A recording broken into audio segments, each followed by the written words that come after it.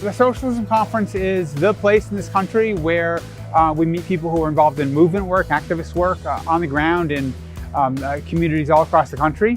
What I really love about Socialism Conference is that it's a space to be in community with other socialists, be in community with other people who are thinking about how do we actually build a movement for revolutionary and radical change in the world, and also just to have fun and hear about some of the work that each other is doing, to be inspired. There is nothing that recreates the experience of being in Rome and being able to fellowship, being able to share ideas, being able to feel each other's presence in the physical form. It allows for a different level of connection. It allows for energetic vibrations that can't be captured via Zoom or via teleconference. It's an opportunity for us to meet like-minded people. While we have a million differences, we're all in the struggle to make a better world, to make a world of balance and peace and justice and joy. And I find comrades here every time I come. It's a place where we can dream about abolition and think about how we're going to create campaigns, how we're going to deconstruct the state while we're simultaneously creating the communities and care we need for all to survive and thrive.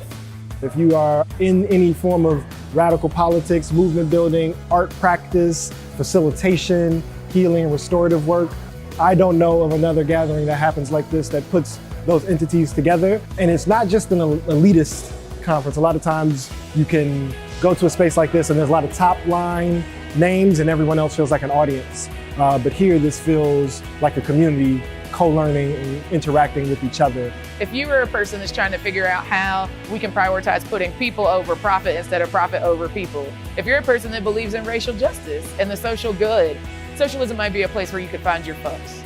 If you believe that we deserve a world where people are cared for, where people's needs are met, and where people can truly self-determine, socialism is a conference for you. This space will help connect you to those people for you to grow and build with for years to come.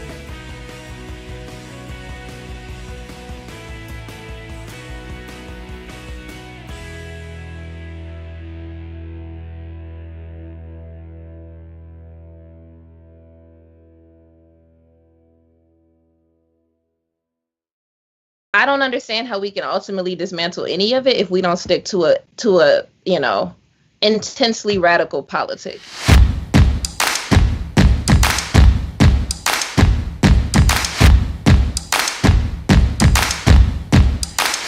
You're not broke if you're taxing rich people.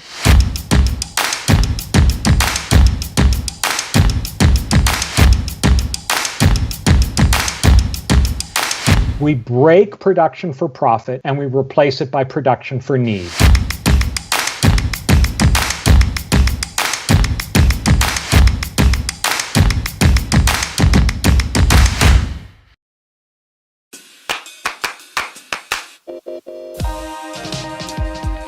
This event is brought to you by Haymarket Books.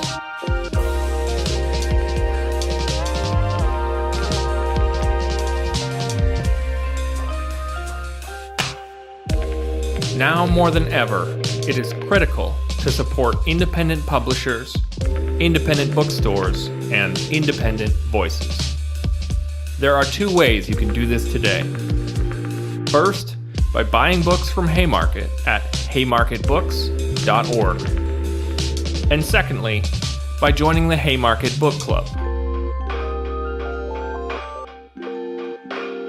The following event will be recorded and shared afterwards on the Haymarket Books YouTube channel. Please subscribe to the channel, like this video now, and share it with as many people as possible. If you like this event, be sure to catch these upcoming events in Haymarket's live stream series.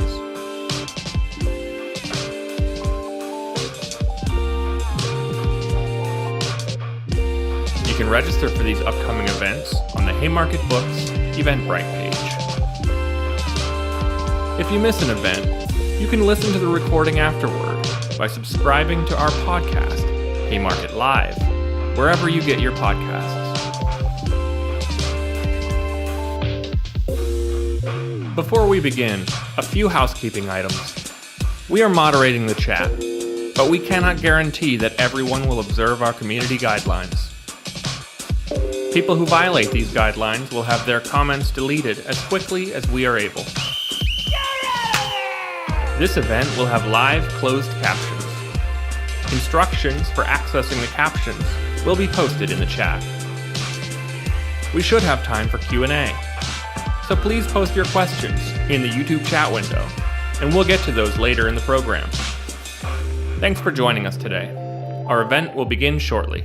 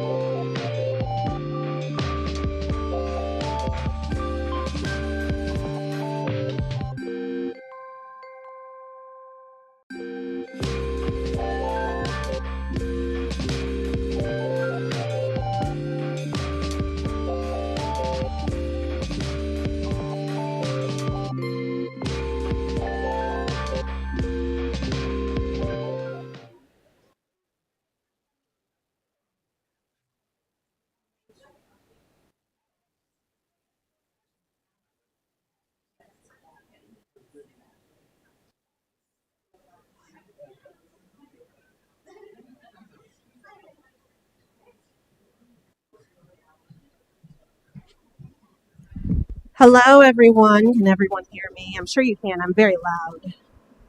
I'm a Detroit girl, so I really don't need a microphone, but I'm going to go ahead and use it to my advantage. Welcome, everyone. How's everybody feeling on this very rainy but festive day? Good, good. I'm sure we're all incredibly excited to kick off, which will prove to be a beautiful celebration of Phalida Hicks' newest collection of poems, A Map of My Want. Just a couple of things to get us kicked off about Haymarket House and housekeeping things, and some cool raffle opportunities by L&A Healing Studio. So shout out to them being in the house. I will get to that in just a second. My name is Erica Foreman. I keep forgetting to introduce myself at all times because it's not about me. It's about the people that are going to be up here the whole time. I'm a publicist for Haymarket Books. I primarily work on the poetry series. I myself am also a poet and writer, and now I guess a visual artist. Krista Franklin told me to claim it, so whatever Krista says goes. We're very, very excited to have you here, not only in the physical space, but also shout out to all the people in the virtual land for joining us. We appreciate you. Thank you so much for joining us here at Haymarket House, the movement and cultural space, for all of us to be able to gather in community and share ideas about how to collectively build a better world. Thank you to our co-sponsors for the celebration, the Guild Literary Complex, which you'll see their table over there in the corner. Shout out to y'all. Shout out to the Illinois Humanities Council, always holding it down for the writers in the city of Chicago, as well as ICLLTD Co., which is, I believe, Phalida's incredible consulting arm of all of the many hats that Phalida wears. And if you want to join our Chicago events mailing list, there is a QR code on the table in the foyer. You can't miss it. It's like a huge QR code. So it's so much easier, honestly, to kind of keep track of the events if you are a person like me who I'm like, ew, the internet. I'm gone for like 3 months. Go back. Before we begin the program, we want to acknowledge that Haymarket House events take place on the occupied lands of the Council of the Three Fires, Ojibwe, Ottawa, and Potawatomi, the indigenous keepers of this land who, through acts of genocide, deceit, and dispossession, were forcibly removed for the founding of the city of Chicago and the state of Illinois. We recognize the nations that lived in and around Illinois and stand in solidarity with them in their ongoing struggles. We also want to acknowledge that settler colonialism is not relegated to history, but it continues today, and we stand in solidarity with the people of Gaza, who are experiencing ongoing genocide and dispossession at the hands of the Israeli government, with the support and complicity of our own. We are also in solidarity with all of the student organizers who in the past few days, months, weeks, have been the victims of police violence and administrative repression simply for standing up for human rights. We are living in dark times, and coming together in community in spaces like this is important and sustaining in our work to change the world. I want to read to you a little bit about A Map of My Want. I'm then going to bring our guest of honor up, who is going to open up the space with a really beautiful invocation. But a little bit about the book. An offspring of Audre Lorde's seminal essay, Uses of the Erotic, Hicks, A Map of My Want, follows a non-binary femme as they explore the central intersection of the personal and the political, a crossroads to which their sexual liberation brought them after their escape from a religious cult.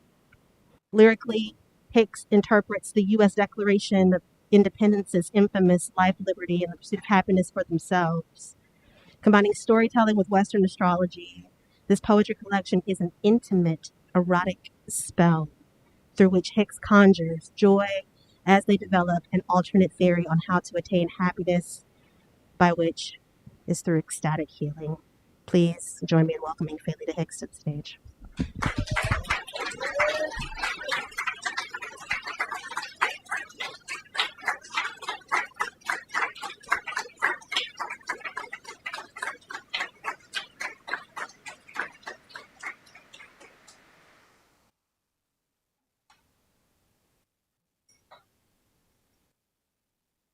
To those named and unnamed, to those gathered here on this day, to my ancestors and Orisha, Oshun, and Obatala. Come, mother, and make waves.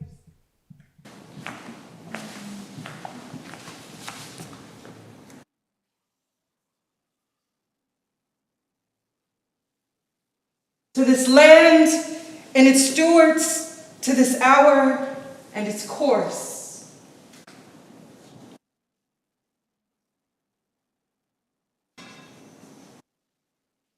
To those who gather together with courage and love.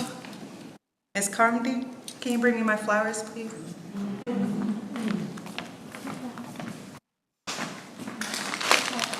Hold on. Be very careful. You want to take your seat? To those who gather together with courage and love.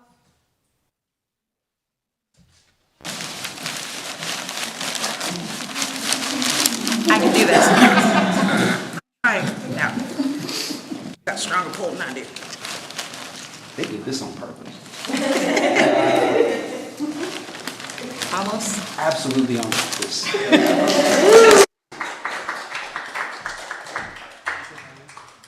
those who gather together with courage and love.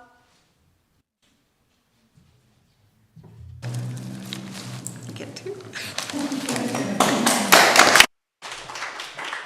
To those who gather together with courage and love.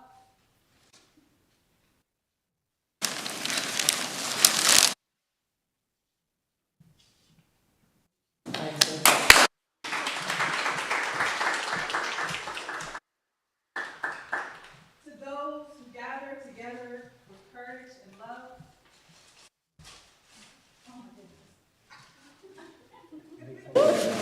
I'm helping you.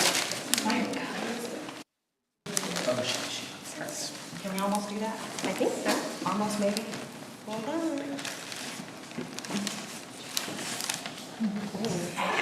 She's sick, huh? I know. There we go. Not that big. There we go. Now I can go.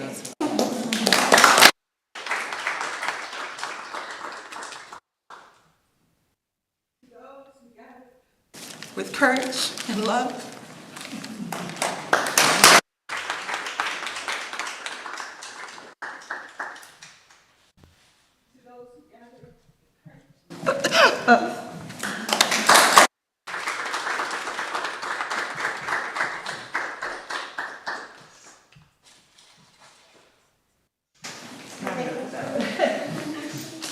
May we find our way through shadows and into the wild light.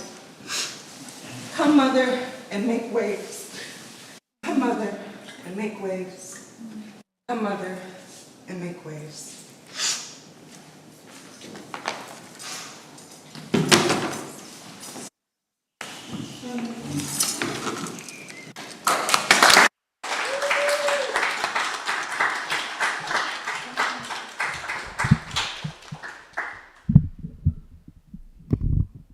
And to that I say ashe.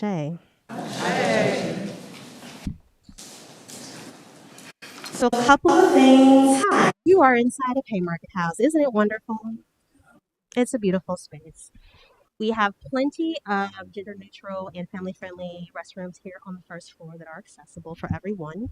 So obviously if we're not in high school, you don't have to raise your hand. You need to go do your business, go do your business. We ain't got to know about it, okay? But there is access to outside for whatever reasons. If you need to here on the side of the building, also through the kitchen as well. If you're feeling a little overstimulated, if you're on the spectrum like myself and you want to take a minute, totally fine. We love that, okay? And then I wanted to say a little bit more about the raffle in L&A Healing Studio because they've set up an incredible space in our little kind of library lounge area near our conference room. There is a beautiful corner where Danielle will be offering massages. Danielle is right there standing in the doorway. Say hello to Danielle. And we're also joined by Monsieur Pamplemousse. And so they are offering 2 different gifts of the raffle. And all you have to do is join them in that room, put your name and your email address, and it'll be obviously random draw. The first possible gift, self-care, self-love. We're talking sage, we're talking bath bombs, we're talking all the things that's going to take care of us, right?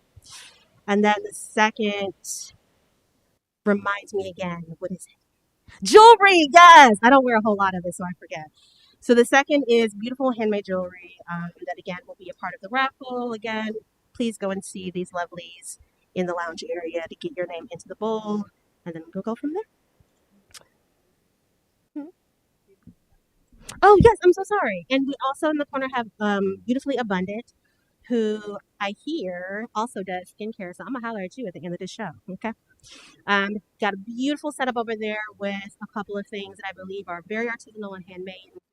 About that, please, please, please feel free to ask her about her wonderful Patrice. Ask Patrice about all of her wonderful products. A couple things. So we've got now we've got 5 readers. Faylita has asked me to read a poem. I will not say no to Faylita, so I'm going to start off by reading a poem. But then I will be followed by the wonderful Andrea Change, followed by Billy Tuggle, followed by Carmen D. Tuggle, followed by Ruben Quesada. We'll have a brief intermission, move around, do the things, and then we'll have all of the time to spend with Faylita at the after that intermission. So a little bit about these poets. Eric Foreman is a poet and writer from Detroit. She does stuff. She tries to make space for community. I consider myself a community weaver. I will never call myself an activist. That is just personally for me. But I do believe in building community, and through all of the networks of poetry, I've known Billy for over 10 years. I've known so many of y'all for so long because of poetry, and it's such a gift. And so I'm just very thankful. That will be my bio. Great.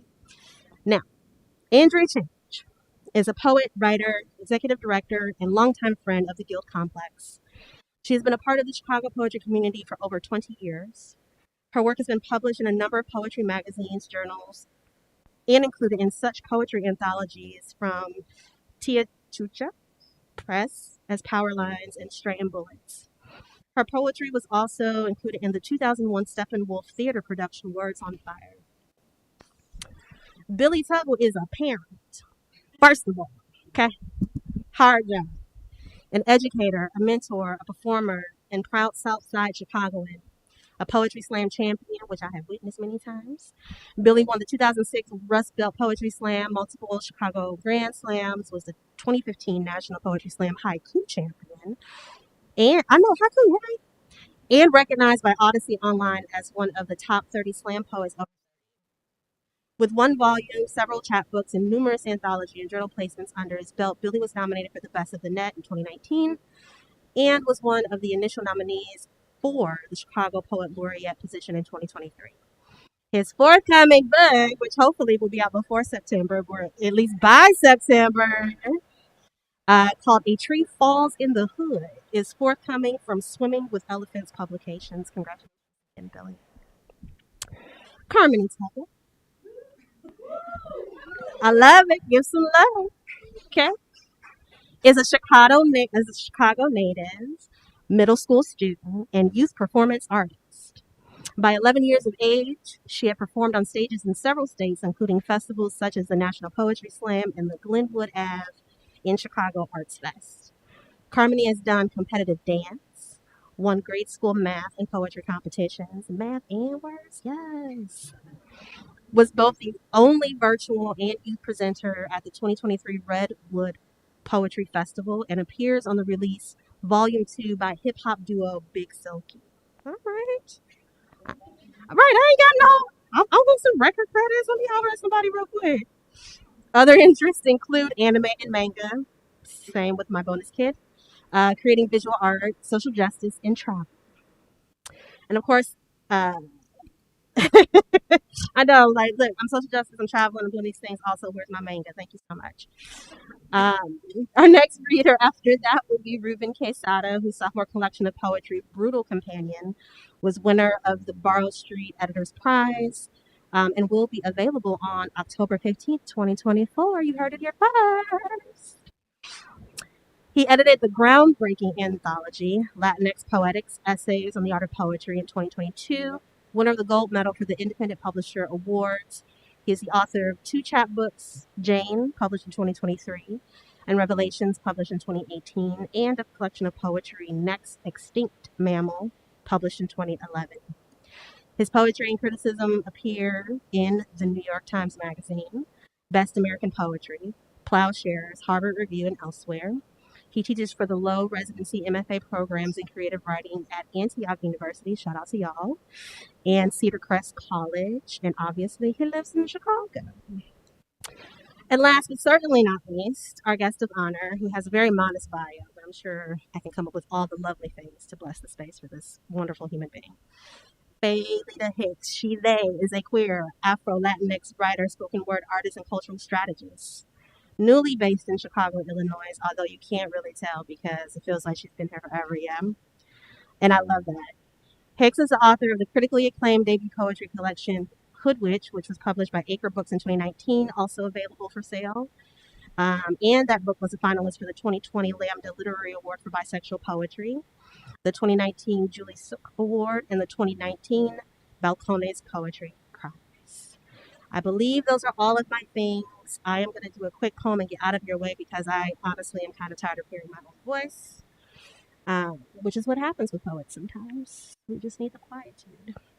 But as I was looking through my little PDF that has too small of size of letters, that's how I know I'm getting older, the invocation did remind me of my opening poem. And so thank you for inspiring that, and I will read that now. This poem is called In the Last Act, Olokun Reminds You of the Origin. 1. Every morning is an incantation against disappearing. The dreams, ragged rooms of slats shotgunning my mouth. In the yard, blades of sleep bend between men who have happened. Once a cop, twice the dealer, a soldier. Once my sailor made a map where home was a porch to drop his sorrow off, sanded level.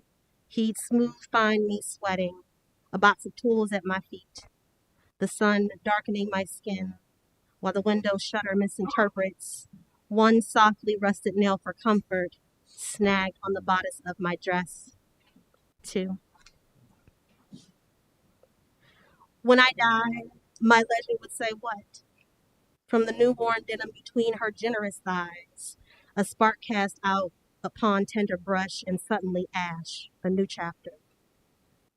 I lick the char from my fingers, bury nails in the garden beds, or she'd spit her snuff and boogie as my body bevels the sun's light, take the jounce, beloved sag back to the bed, pluck the string of my longing until the E almost snaps, touch the darks knowing as often as crocus knows spring is coming, as the knee recants an omen of rain. I know I live in the wake of seasons, before summer shows up late, wet with the heavy news. Chicago community is terrified after a 5th young woman disappeared and a 2nd body was found. Wonder if I can hoard enough minutes to at least get a good hand of spades. Drink water between spliffs, between the books counted, between reneged edicts, mistrials, hung juries, all this. Still, I sleep on my side. In dreams, I send for my things, satsuma, strawberries, sisters, who saw the thick metal cake caked with rust and salt off my waist. What epistle is living without a beloved to you good, sis, too? Rather than only wails, woe after woman, harmonious dirge, purpled arms back, yes, my mother too, her mother too, backhand, butt end of a gun. Who do you think you are? A pomegranate full of questions, each one ready to burst while an ancient thing waits, takes a drag off my breath. 3. I've returned here before, Sought for a bee sting, sought to seal the flesh, sought lick to cut the lime's sweet bite, sought on the dotted line, mind my time, muzzle when I can't keep still, when my want grows brilliant, obsidian salt, when the nails fail. You did not want to die. You wanted bigger than the idea of this body. 4. You thought you were undone God with two good hands. Enough to gather whatever fringe of life, of light left. You recalcitrant fish, you buoy and you storm. Look deep into the sea. The sea knows everything and forgets no one. Thank you.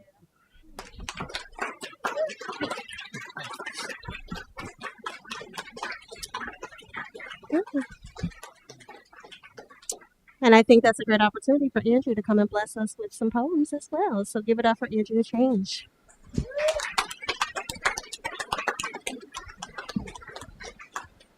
So I thank you, Felita, for inviting me. And Adrian, wherever you are, thank you for not showing up so I didn't have to come after you.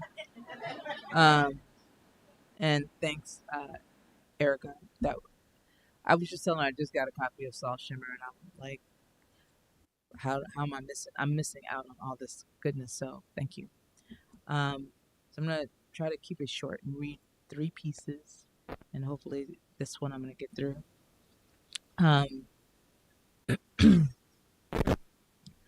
This is called Painted Heaven. She lives at the edge of the earth, at the edge of once living, where weary eyes wake to the universe each morning, wiping away the crust to see the sun kiss the soil with light.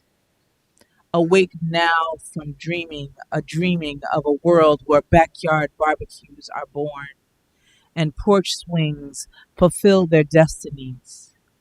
Of seeing tree and preening branches that view their reflection in the muddy waters of the North Branch, the city's vein, cuddling like a downtown castle moat.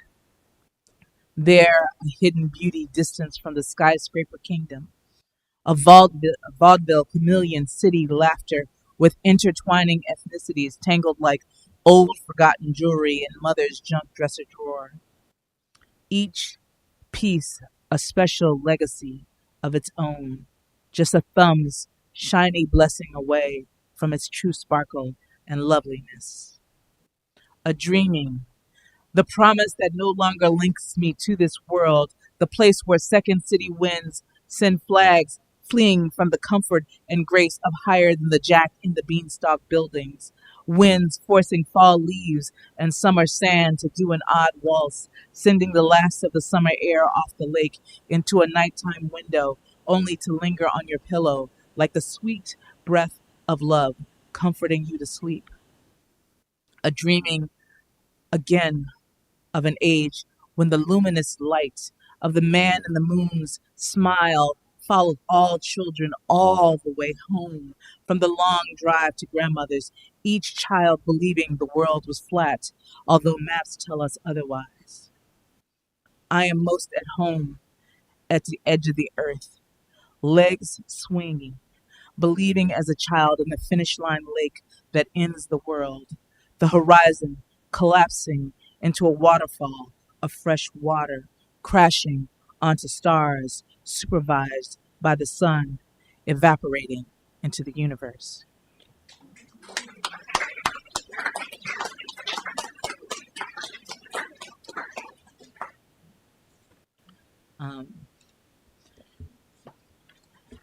This is just something that reminds me of my grandmother, and the anniversary of her death just happened. So it's called Voodoo Spirit Vision, and it's an ekphrastic piece inspired by a painting called Voodoo Spirits by Pierre-Louis Prosper from 1993. The painting, not the poem. Sisters shepherd, herding family sheep. Families wander, dragging lust hunt. The hunt buried in pastures, pastoral flocks, birds flocking, freedomless, locking horns with bull sheep, bull-headed sheep, herds of sheep, families, family herding, sister shepherds, Purple sister snakes in pastures, lead, undulating, writhing figures, can't be still, word burrowing, frowns swell, ancestral layers of cliches hide hope, and dismantling hands tie us down. We seek something spiritual from the mother of earth. Talk to me from the grave, and we bury ourselves in purple. Anka is God's spirit lying with the mother who is dead. Anka is mother who is dead. There is no listening. She is not hearing. She is dust, and we whisper, slither, snake-like, unhidden. We writhe on our bellies where our power lies, near earth, near mother earth. She is power. She is not listening. Listen, listen. She is dead, and she is not listening.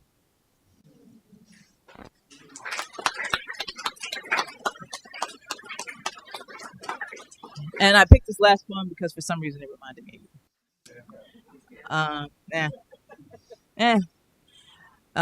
This is called Dreaming Billie Holiday. She dreamt of a white dress,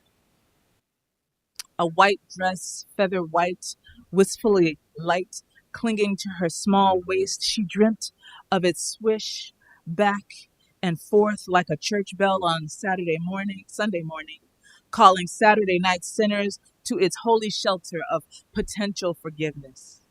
Her bountiful backside filling it out like the picture of an upside down lily, her cinnamon legs kissed lightly by a Creole sun, toes perfectly polished, cool as summer lemonade.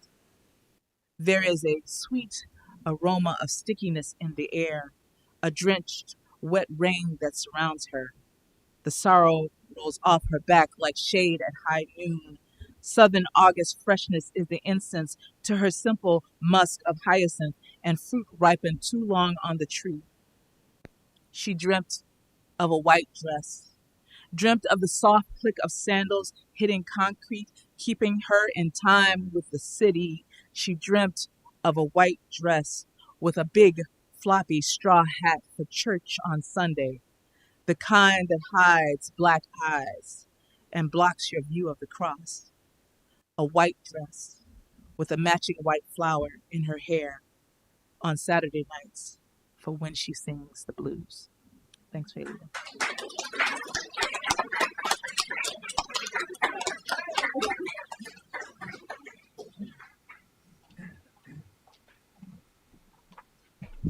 Hi.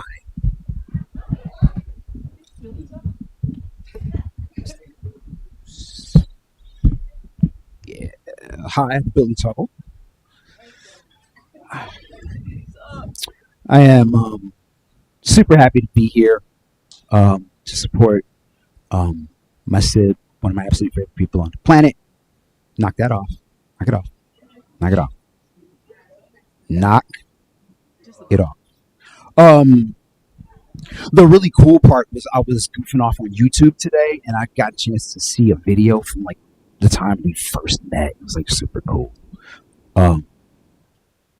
Me and Faye have been airtight since about 2006. And so when I went through and picked out poems, even though a couple of them are brand new, the three that I'm going to drop on you, they all kind of tie to you in several ways. So let's do this one first because it is campaign season.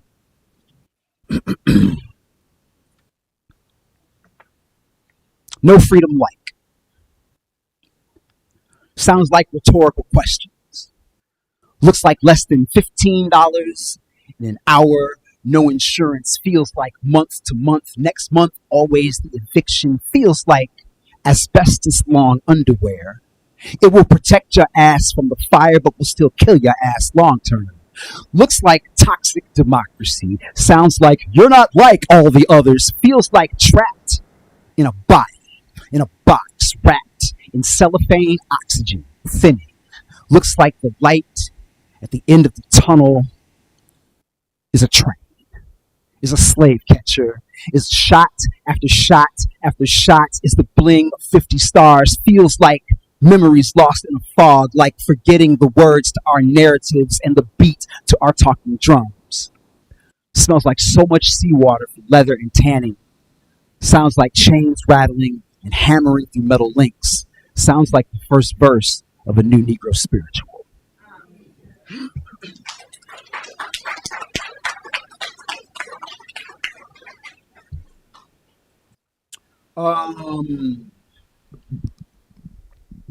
My birthday is February 7th. I share that birthday with Sandra Bland, a native Chicagoan, a Texas transplant who did not kill herself. This poem is called Cursing.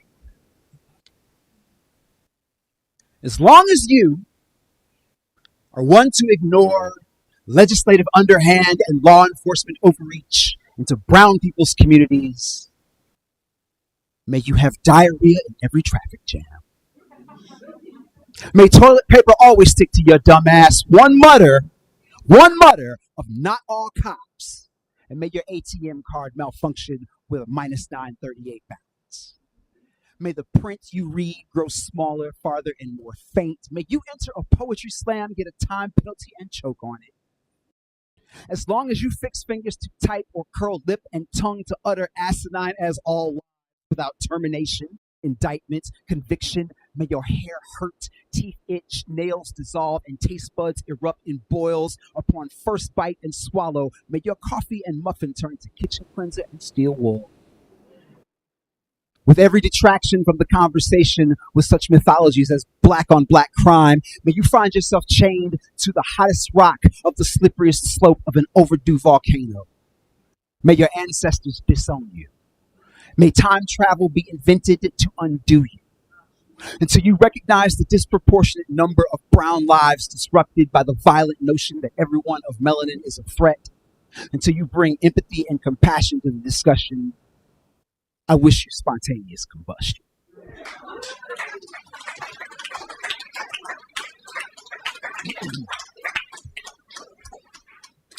And finally, Faye Hicks is hip hop. This is a hip hop poem. This is a little bit different because I know when y'all hear hip hop, you think rap music, people in cute suits and stuff jumping around, pop records, Drake and Kendrick. Not true. Not true. Not all of it anyway. This poem is for the curators of the fine boxcar galleries across America and rooftop galleries across Chicago.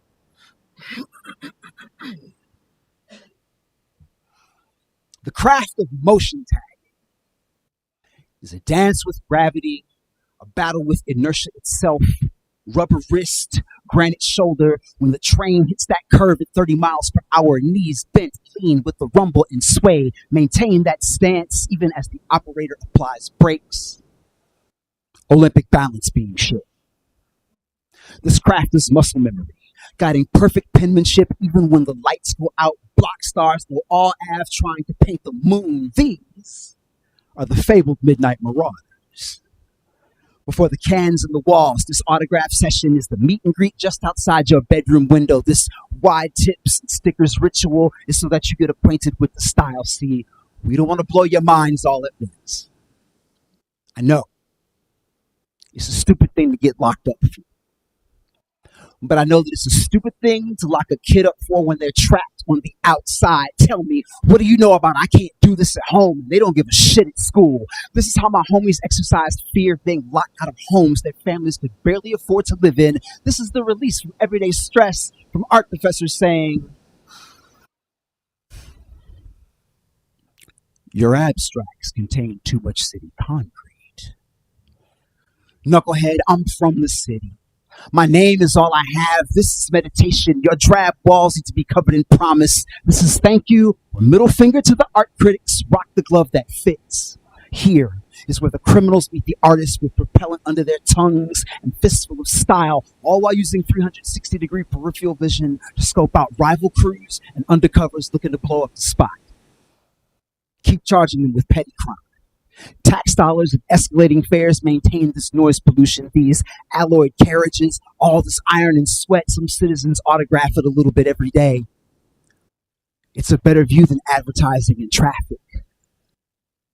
You're welcome.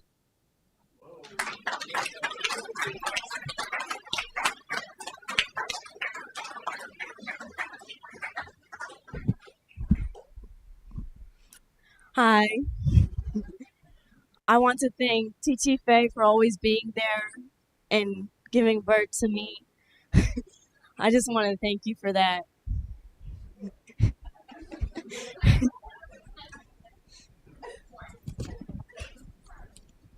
I have 2 short poems and then I have one I just made up in my mind. What I want is $1 million.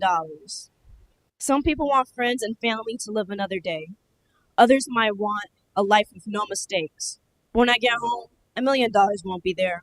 When you come to the hospital out of breath to hear that awful news, when you make such a big mistake, it ruins you.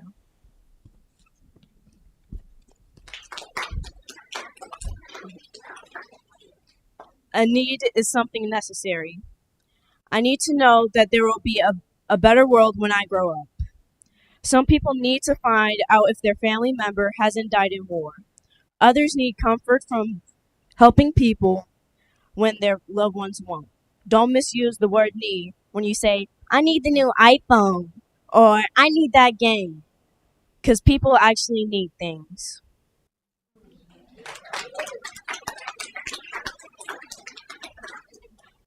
This is the one I just made up. It's called Stars. When I look up, I see a star twinkle at me. I feel like it's my ancestors, all of them, just twinkling at me.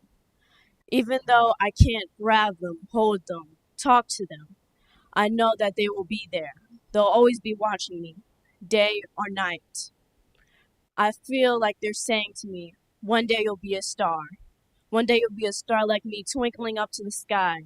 You'll be making sure that your grandchildren, your great-grandchildren will all be fine. I'll be a star here and up in the sky. And I'll make sure that I'll be a star, watching over all the black children. And I know that they're saying, hey, black child, it's all going to be okay.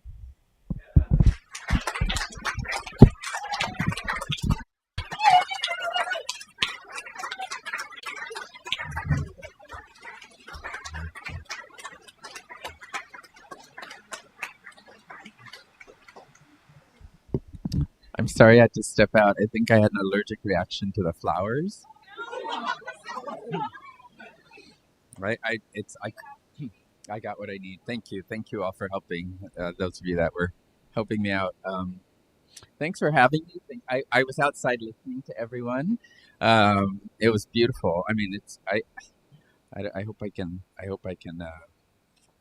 do you justice here. Congratulations. This is so wonderful. I'm going to read a poem about Texas. I thought you might like that. And then I'll read 2 that are in this book from my forthcoming book. So I lived in Texas for a little bit. I lived in Lubbock, Texas. I know.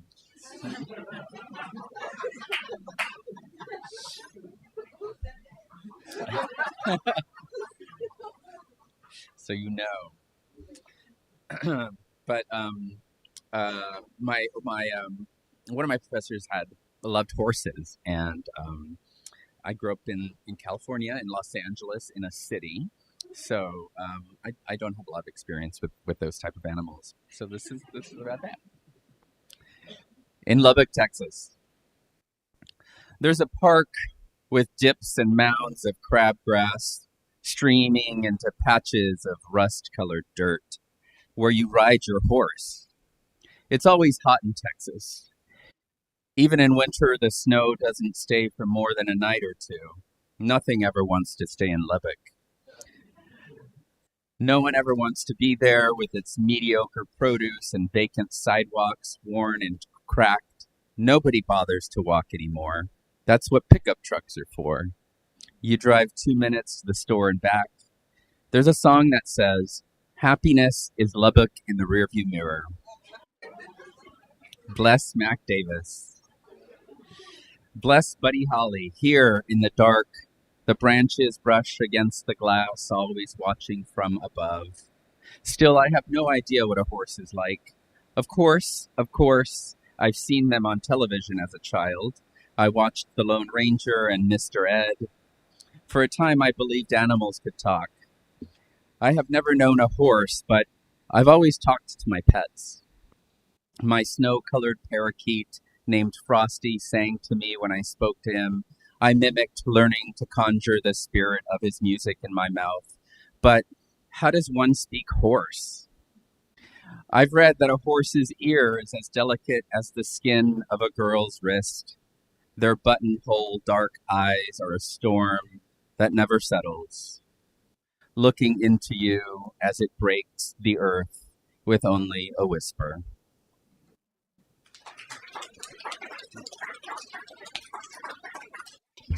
Thank you. And these are from my forthcoming book. Very exciting. This is a book called a poem called Country Words, and I'm originally a heritage Spanish speaker, so English is my second language, and so I've always been fascinated with words, obviously. And this is Country Words for America. A word unheard to hullabaloo, cub chew, I slurred namby-pamby to, aloud in a crowd combing my hair in a honeycomb house, and a pair approach the door, confer a barbed cry not heard before in this jungled sky. Queer, fandangled words blanket the air amid unswept rooms, caribou herds, gutting white-haired moss chew, gummet loose, a four-flush scared, juicy calaboose, rice truck quirly pross, roostered western glow, brassy Betsy Ross, spangles in tow.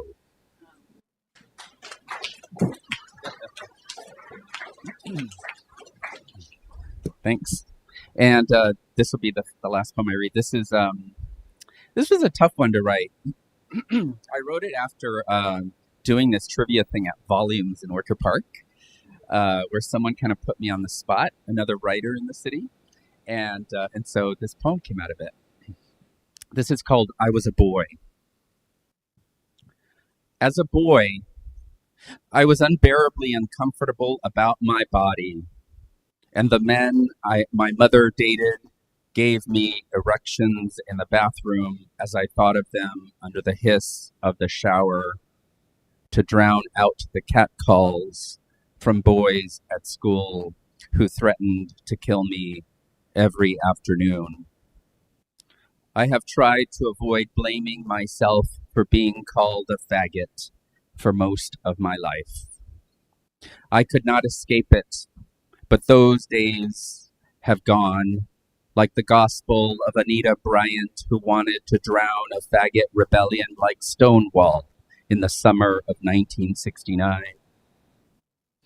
Once I was a man who curated mediocrity like the time I misspelled peniophobia to conceal my fear of having spent my life penniless, undressing only in the dark.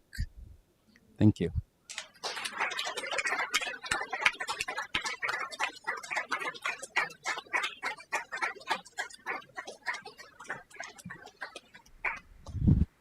Thank you so much, Ruben, for those beautiful poems. Thank you, everybody, for those beautiful poems. I think that we all collectively could use maybe a good 5 to 7 minutes to allow all of that to wash over us, to get into our somatic and all of that. So when I say 7 minutes, don't you come back here in 12 minutes and wonder why we already started without you, okay? Okay. So we're going to say 7 minutes, grab the drink of water if you need to, hit the restrooms if you need to, and then we'll see you back shortly so that we can get all of the glory of Hicks.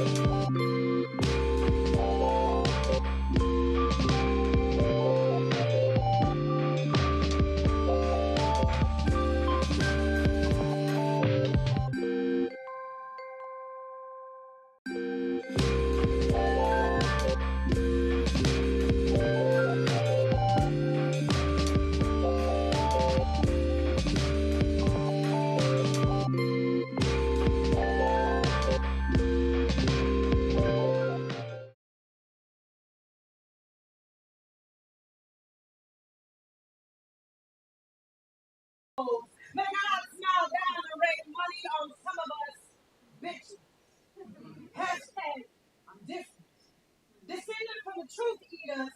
I swore on series so hard in apartments. She buried herself in the steps of my hips, but now she lives with all the members of my apartments. Now she pats me on the belly and begs for me to feed her, so I search me out some rule boys, those thick twin Dutchmen. Cook me up some fine soup roast, sweet potato and parchment. Then I suck her down to my tail, girl. Costin. Hashtag hallelujah to hood. To the snapbacks and double backs of queens, gone pedestrian. Hashtag blessed be to their children's children. May God smile down and watch over the black naps and snapbacks of black women dragged into the system. Of black women survived outside the system. Of black women survived despite the system. Hashtag Ashe to my sisters gone missing, to my black girls gone missing, to our daughters and granddaughters, to our mamas and grandmamas. Hashtag Ashe to the crowns and uncrowned, to those above and below ground.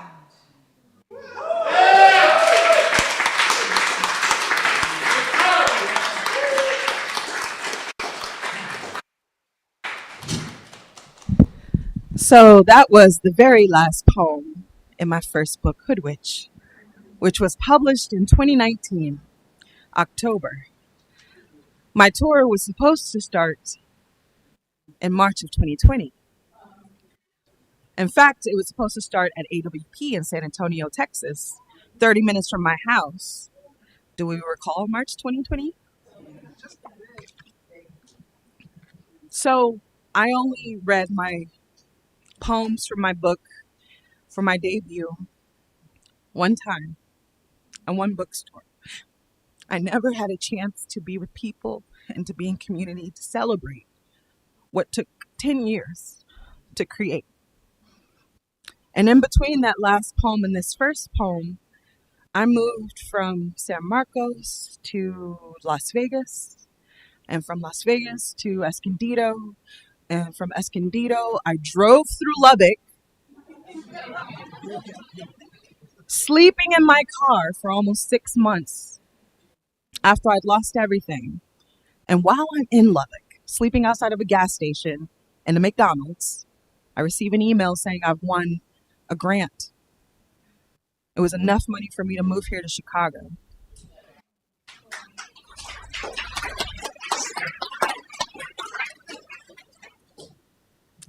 The day that I moved into the apartment that Bill and Pam found for me, which was beautiful, I knew the moment I walked into the door that this was the space, that this is where I wanted to create. Like the minute we walked in. The day that I moved in, I signed a 2-book deal with Haymarket Books.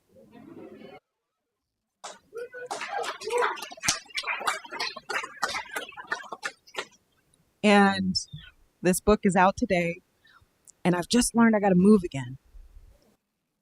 Nothing wrong with that. If anything, that address becomes even more important to me. It is the place where I got to ground, to rest. What you see all around this room are bits and pieces from my house that help me to ground and to reset. I invited Patrice. Where did Patrice? There she goes.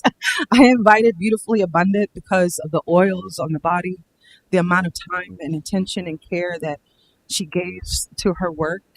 I wanted that to be in this space because it was important to me. I invited LNA and Alex to be here because I physically needed to rub out the knots and the pain in my body and all the things I was carrying. And so you sat me down and gave me massages and acupuncture and facials, including a chocolate facial and this piece. And it meant so much because I was carrying so much trauma in my physical body. I needed that space. And so I needed to have you here tonight. Each of my readers, I invited you for very specific reasons because you mean so much to me. I don't know where there you are. I was like, you just hiding in the background. Because you mean so very much to me. You made this move so important. And Illinois Humanities, Jane, I know that we didn't get a lot of time to hang out, but you made me feel welcome in the professional space, and it meant so much. I had no idea when I met you that we would be able to see each other so often. And so I wanted Illinois Humanities to be a part of this because it means so much. So now I'm going to stop talking, and I'm going to show you the first poem from A Map of My Want. On this table in this glass jar is the last bit of sand from Carlsbad Beach, California. I left in March of 2022, and this was the last time I went to the beach, and I grabbed that sand, and it stayed with me for this entire past 2 years. Coasting. Carlsbad Beach, California, March 2022. Out of habit, I searched the shore for bodies. Black birds that dive dead into the restless waves to reemerge incandescent from feather to bone, a murmur subtly surrendering to its thirst. Out of habit, I sink into the beach's bleached lip, gather my memories, the wind's salt catching on the bridge of my tongue, the trickle of laughter floating down the sighing coast, the frothy bloom of a coastal morning, stitching precious seconds between my toes.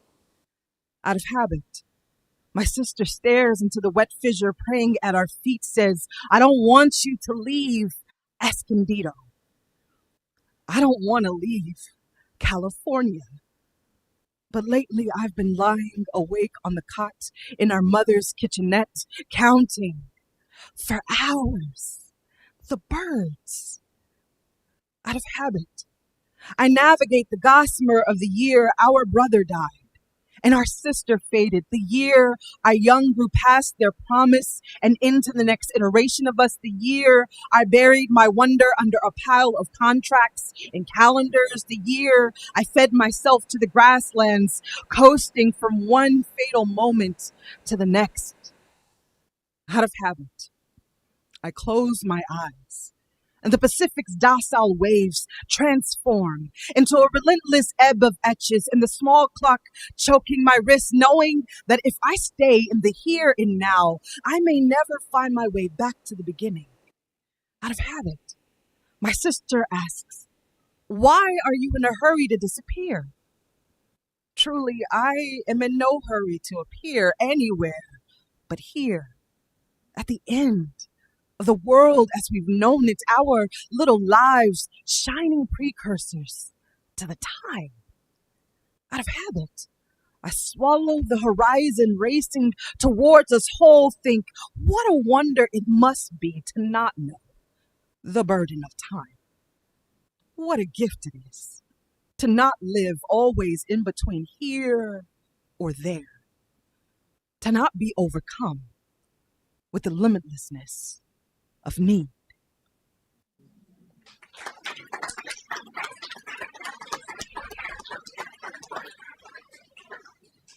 So I opened the book with that poem because I wanted to actually draw a map for you. I was born in Gardena, California, was not raised, born. Most people ask that question. Yeah, I was born. My people were raised. I was not raised, but I can claim it because I was born there. So I was born in Gardena, but my dad was in the military, so I moved all over the country. And the path that I've taken the most in terms of my own individual travels has been from California to Texas. That is, I've driven that so many times by myself. And that is a journey. If you've never gotten in a car and driven through the desert by yourself, it's a whole thing. And I did it very often. And so that Southwest region has a very particular message about not just what it means to be a person of color, what it means to be queer, what it means to be fluid in gender. There's a dangerous aspect to moving in the dark through large swaths of the country where there are no witnesses. And I wanted to start off with the water so that we could kind of look at the flood. That's why so many of my poems are way too long. I apologize. No, I don't. I took it back. No, I don't apologize, but there are epic poems for a reason. They are meant to mimic the length of the land. They are meant to mimic the ongoing and the growing of that ongoing. You're wondering, where does it end? That is the question. I am going to read some of the section quotes because I want you to understand that The design of this book is meant to be a personal response to the Declaration of Independence. There are aspects in it that I have questions about, right? I want to know the interpretation. I want to know the original meaning behind the original setup, all those things. And this is my first questioning of it. And so I start off with alchemy because I am trying to pull in what my ancestors have to teach me, what my people in my community have to teach me, what the land has to teach me, what time has to teach me, all of those different aspects. But then I also break it up into life, liberty, and the pursuit. And you'll learn about each of those in each of the sections. So alchemy's epitaph is epigraph. Everything, including time, changes in revolutionary time. And the clocks inherited from the old regime are usually too slow or too fast. A real revolution introduces a new time and space, and a new relation to both time and space. And that was actually written by Lerone Bennett Jr. From Of Time, Space, and Revolution, a book that I found when I moved into my new place. So it ended up in the book. All right. I did make a list so that I don't take all of your evening. I'm sure you're all like me, hoping for some wine. Okay. Still horses is what I'm going to go with first. And this is in the first section in alchemy. And that's because it's the first questioning of my gender identity, right? And so can you pinpoint the moment? This was one of those moments for me. Compton's boys rush their two-wheeled mares by the passenger window my mama keeps pointing out of. Hiking their front wheels up off the ground, they lean their heavy backs into the hard river off the block, coaxing gravity to knock or not knock them down. They roar and skirt through the bloody light on the backs of stallions, coated in syrupy bows of rain, toxic lime and anarchy's mandarin engine colors, slick against the fading fare of all the Century Street grim. My mama points out our hood, notes where I was almost buried under the sick gremlin green porches of the ghetto, points out the corner on which my daddy made her my mama, and drives silently towards our block. And the pictures of her as a girl, the ones I never bothered remembering. Reaching back for the last connection between us, she points out the highlights for me to remember, where she knew he was a man, where she knew she wasn't, where she first knew love as a weapon. I am only half listening, watching the black boy next to us jerk their wheels up into the air, their grill angry and the West Coast burn. I can barely hear her. I am so busy wondering if I am somewhere they are going, what it feels like to have all this heavy in between my legs. What if I was heavy between the legs? What would it feel like to hang my body from a machine, to feel the trickle of time gaining mass between my skin and shift? My mama stops the car, turns at the intersection, says, "This is the farthest I ever gone."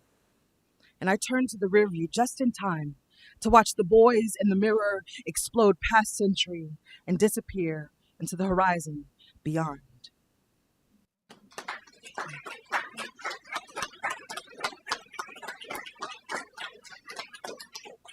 This is the fun part where you make a list and then you start skipping around. I'm bad. So I'm going to take you to Chiron's Breach because I hadn't gotten to Lubbock yet. I was still in Arizona, and I decided to go see the vortexes. Have you heard of the vortexes in Sedona?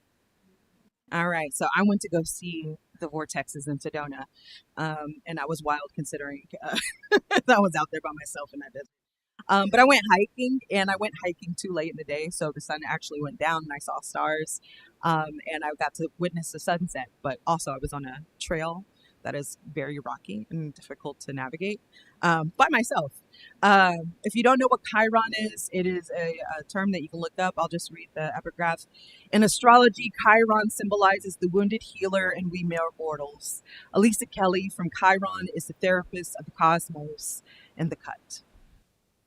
I gather and gather myself, prepare for a turning of the page on which I am the scythe-like beak of an ibis, a blooming lily amongst two blood-thirsty thorns, a whale slamming through wall after wall of water out into the weapons of this world, fall deep into the crevasse of Sedona's flora. Clusters of canopy shiver with my arrival, their pale limbs cold and bare in the sleepless blaze of headlights at twilight, a concert of mechanical hungers aching for the dirt of the desert's nakedness. Refracted light snakes seductively through the shadows cast by us avid voyeurs. Like me, others had come into the rifts of Arizona to tour a siloed wildness, lie down their heads in posture, find God infused with the incalculable throb of currents tied, taut and thin under this ancient nation's thirsty soil and punishing sun. From the Pacific's waterlogged missive, I had come in search of an origin. More than my ichor, I needed to know the particular conjure of my structure, the body shape of my passions inherited from time's incline. I wanted to convince myself of an affinity for healing, an aptitude for kinetic evolution, like the planet itself. An orgasmic creature floating through the edgeless sea of the universe. I needed to know I could again be thoroughly alive, even after a cataclysmic series of disasters. Around and around Bell Rock, I hiked until I saw twisted juniper with all its pulsing and braided branch, all the satisfactions of an organic wax and wane. Staring out into the abyss of bush, I counted millions of solars, flares, each of them fingering the ultraviolet of evening, a tinted mimosa, pressing its silk mouth to my swollen knees. Exhausted, I stopped to appreciate the horizon's massage, the tantric hum of its viva magenta, a shade of praise for this breach of light, this long-awaited infiltration from this fervent shore back into the abyss of my America. I tripped, teasing an undulating map, tugging at me until I threatened deluge, until within me a floor trembled with the harbinger of the end of my era, a long flood, risking it all. From sea to shining sea, I continued to fall, to slide into the congested heart of the hill country, the green stucco and patches of my San Marcos, sewing pieces of myself beneath the Guadalupe River. I wanted down into the grasses, finally in fealty to the mud of my blood, the rich silence of my many dark deaths inherited, seeping through the partially reclaimed dirt of Texas, my mirror. A diamond rattle slipping easily through the skin of every new radical movement against my life. My every uprising, treated like a venom seeking inoculation. And still I crawl, one wheel in front of the other, to the beat of a cacophonous wave.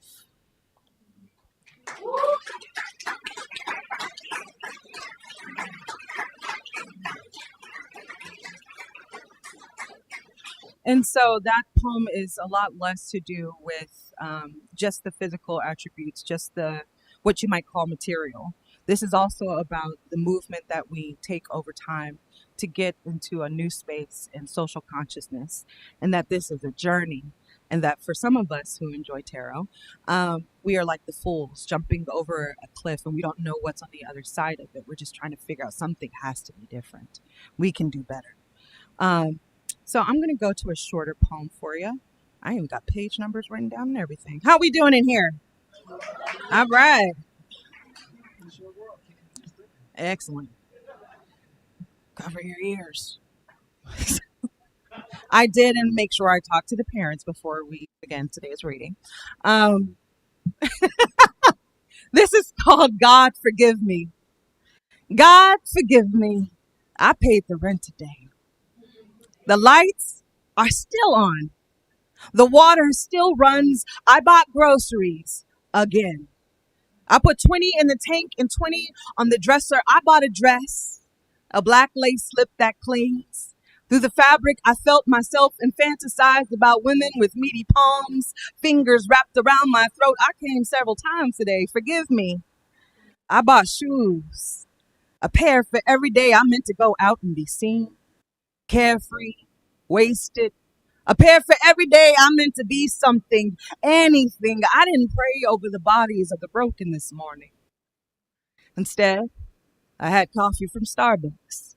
I drank a half bottle of Knob Creek, a half bottle of turkey. Forgive me. I bought a box of cigars and I threw them away. I donated nothing this year. God, forgive me. I loved a woman. in a La Quinta Inn. Showed her what it was like to be worshipped, and I woke early and left before the alarm rang. Dear God, I ate cheese from 7-Eleven. I had a Four Loko. I bought a pair of sunglasses. Watched anime until 4 a.m., lay in bed for hours, watching the fan on my ceiling whip around and around and around and around and around. Said nothing. Wrote nothing. Went nowhere. God, forgive me. I did nothing today. I went down for water. Thought nothing about the refugees. Thought nothing about cancer. Forgot the name of my dead husband. God, forgive me. I forgot his name today.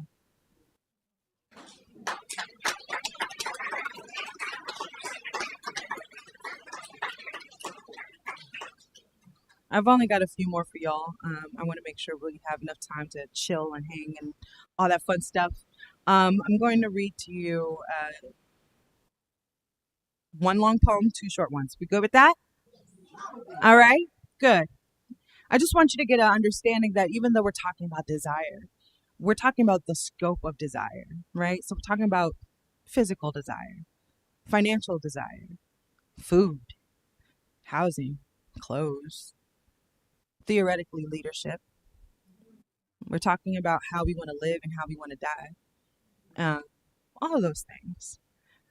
So I'm actually going to do living will and testament since you are all gathered here today. I did this poem earlier. One of the people who wrote a wonderful blurb for this book is my mentor, Cyrus Cassels. And I met Cyrus Cassels so many years ago. And I read this poem and he was just like, ah, and I was like, ah, because I wouldn't have been able to enter into an MFA program if he wasn't the person who encouraged me to try. And I thought that my journey as a poet had come to an end and he encouraged me to go forward. So I wouldn't even be in front of you if I didn't have that talk with that person. And so to be able to read this poem in front of him was a thing. All right. Living will and testament.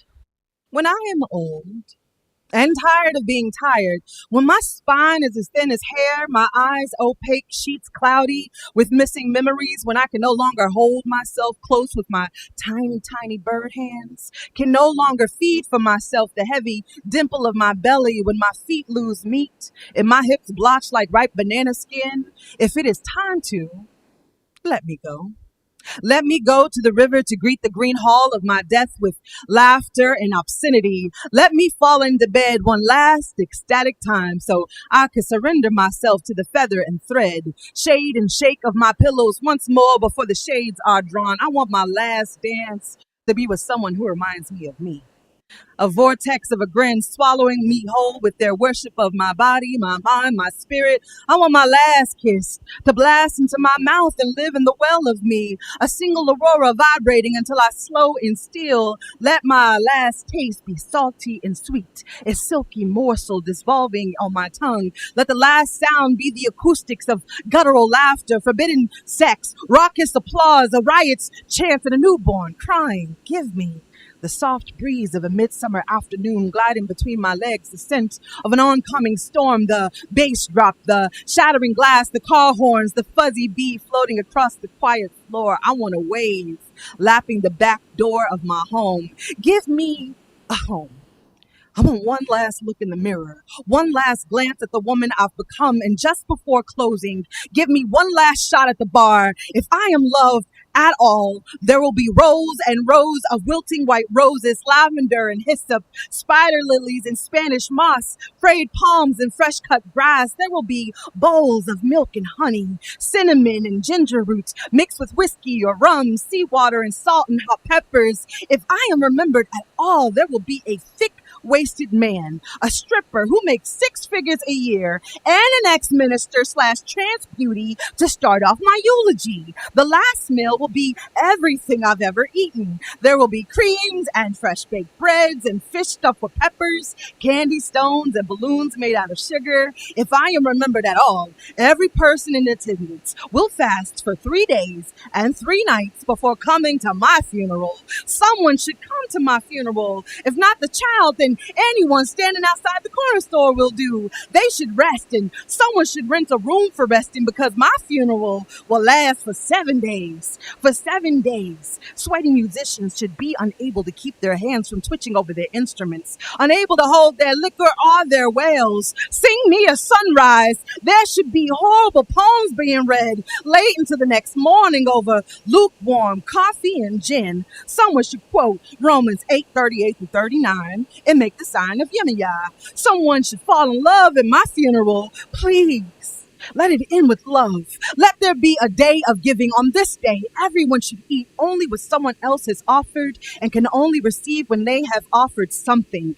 At the church, only women should lead the prayers. The prayer should be to my long dead mother, or my long dead second husband, or my long dead first wife, or my long dead chastity. Someone should make fun of the prayers. The whole church should laugh. Let the church have windows as tall as the pillars, a garden that empties out into the street so that the people I never knew can come in to the air conditioning and eat. Someone should be baptized in the nearby river in a sudden fit of joy. They should be washed clean of their insecurities and doubt. Rise, new disciples of themselves. There should be a story, a new story written about the old one that died. She should be dangerously fierce, black, and hungry. She should be a he the second time around. He should be dangerously handsome, black, and hungry. Surely someone will think they saw her once, walking around with her long twisted pipe, him with his gold dipped wreath of gloriosa, them with their ticking hips. On the 7th day, at the funeral for the living and the dead, I want to sit on the church's wall, sweaty in my best red velvet gown under which I ain't wearing nothing, watching my body burn one last time.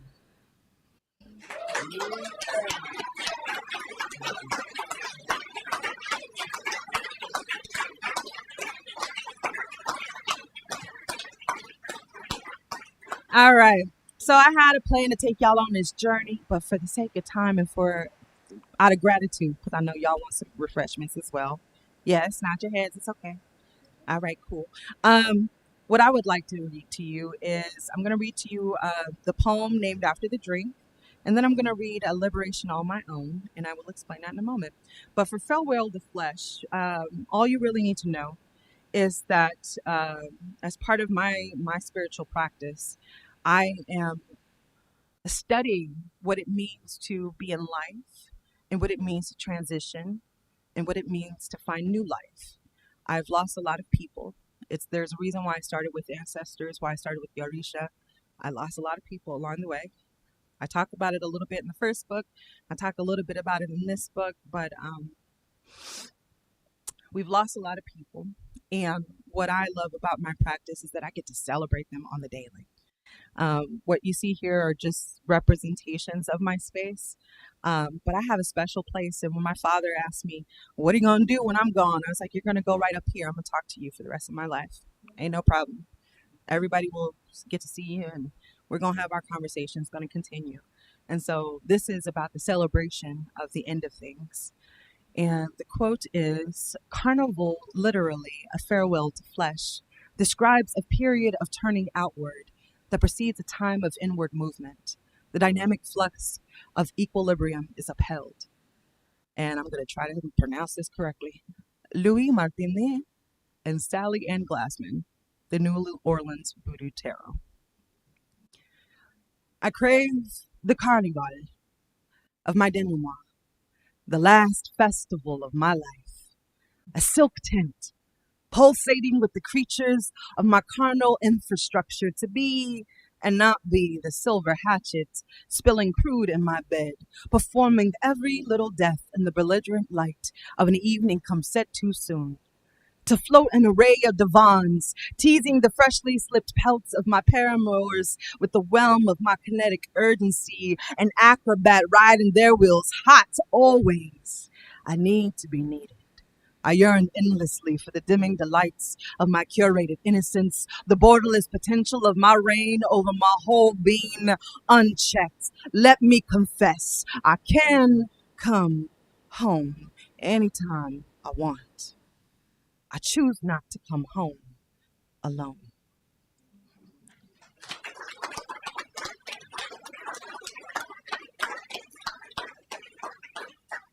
And now that we're almost done, I can start getting into my goofy self.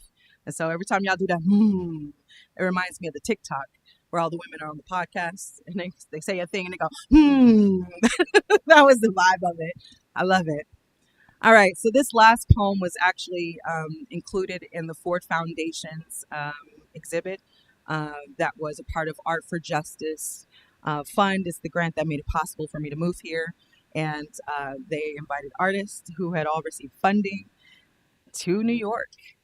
And I was like, all right, you have to understand that the first time I went to New York was in 2011 during that first tour, which is the first time that I stayed up here.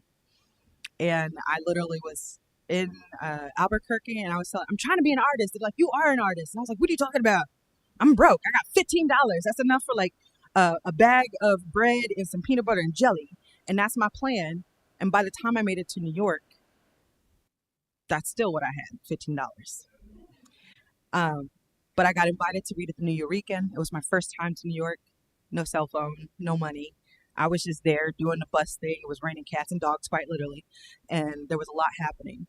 The second time ever in my life that I got to go to New York was because of Art for Justice Fund. And this time they flew me out and they put me in a hotel and I took a lift. And my work, my poem was surrounded by incredible contemporary artists, including Jesse Crimes and Russell Craig, who gave me the Right of Return Fellowship, the Center for Art and Advocacy. I'm surrounded by these incredible world-class artists, and my poem is up there. And this is the poem that I wrote about Chicago. Because that's what it is. I'm telling you too, okay? Because I wouldn't have made half of this happen without y'all's help. And y'all know. Y'all already know. A liberation all my own. All I've ever wanted. The hug and smile of a child buoyed by their elders' dreams made real. To be finally settled in my grief. The time and space to unfurl, come undone. The access to myself unencumbered by the insecurity of a shelterless road. To fill 4 glowing walls with pens and papers, books and words. To fill all the hours in between our righteous missives with music, laughter, and dance. To be trusted with my vision and the patience it takes in practice to learn and be learned in the fight for our lives.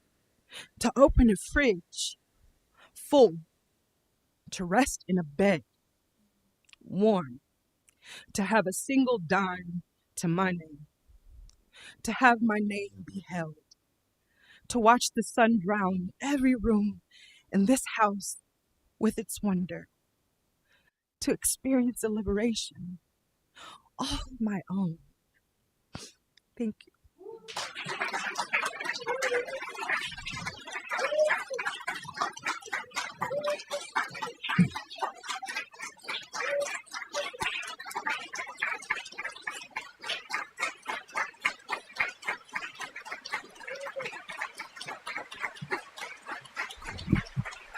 Thank you all.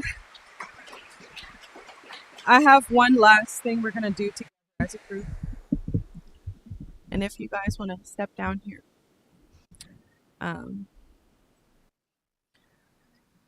Whoever your people are, however you define that, I want you to hold them in your mind's eye.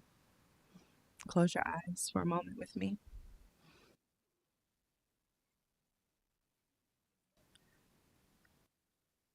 Come, Mother, and make waves. May your feet move in the direction of your true purpose. May your hands never be idle. May your hours be filled with joy. May your inheritance be a long, healthy, and prosperous life. May your wants become your fulfilled desires. May we know the value in ourselves as a collective.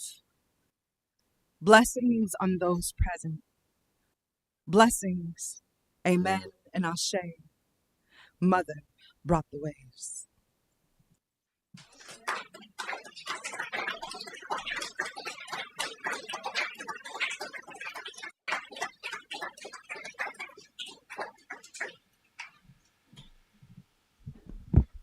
Ashe and Ashe.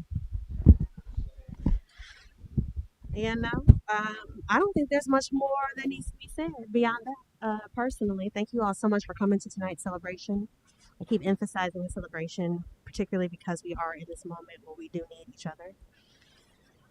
We need each other. And so, in that spirit, we also like to eat snacks. At least I know I do. I don't know about the rest of y'all. So, in the kitchen, towards the back, as you pass.